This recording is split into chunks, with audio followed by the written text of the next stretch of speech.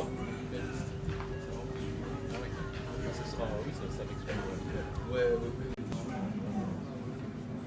Le vernissage, là.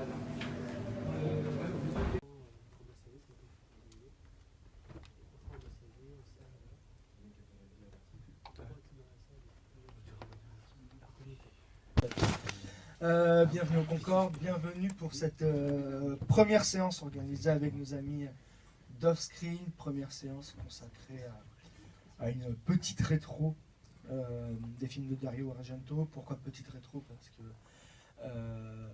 6 films de Dario Argento sont ressortis il y a quelques semaines en copie restaurée, et de très belles copies comme vous allez pouvoir le voir.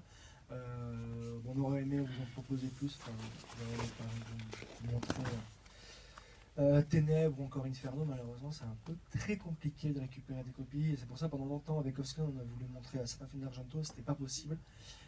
Donc la joie qu'on s'est fait, tel les gourmands que l'on peut être, à se dire plutôt qu'en montrer qu'un sur les 6 qui ressortent en copie restaurée, autant se faire un petit mois où on les montrerait tous. Dire quelques mots. Moi je vais juste faire de la simple réclame, même si vous allez voir comment dire, en bande-annonce, en introduction, le petit teaser qui a été fait par le distributeur qui nous rappelle le mois Argento. Ce sera le mercredi 3 octobre avec une séance très spéciale autour de Climax de Gaspard Noé. On est très heureux de vous montrer. Ce sera une soirée en partenariat avec Offscreen et en partenariat avec le Fusion, nos amis de la scène actuelle de La Roche-sur-Yon. Un très beau livre entre tes mains, enfin, en tout cas. Oui. Justement, Argento et la drogue aussi, c'est une longue histoire. Donc là, c'est l'oiseau au plumage de cristal. Donc, on est le combien? On est le 11. Dario Argento vient de fêter ses 70 ans le 7 septembre. Là, ce qu'on va voir, ce sera son premier film. Il avait 29 ans. Ça a été facile à réaliser pour lui parce qu'il vient d'une famille de cinéma qui a à voir avec le cinéma. Son père est producteur, donc ça a été facile de trouver de l'argent. Ça, c'est bon. Par contre, il a eu toutes les libertés pour faire son film. Tout le monde disait, ouais, fais ton film, tu nous emmerdes. Et donc, il fait son film. Et là, ça a été un succès colossal dans l'Italie à ce moment-là. Qu'est-ce qu'on peut dire sur lui? C'est que donc il avait toute liberté, il avait l'argent, très influencé par Mario Bava et Alfred Hitchcock, là vous allez voir.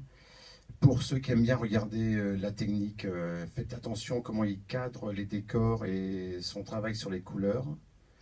Ça, c'est lui qui a posé les codes du giallo, du meurtre avec l'arme blanche et les gants noirs.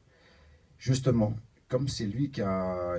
Le film est tiré d'un roman, mais c'est lui qui a imaginé les meurtres. Donc, quand vous verrez les meurtres avec les gants noirs, les mains, c'est les propres mains de Dario Argento. Il était mécontent du travail des acteurs. Donc, c'est vraiment ses obsessions, ses cauchemars qu'il a mis en images.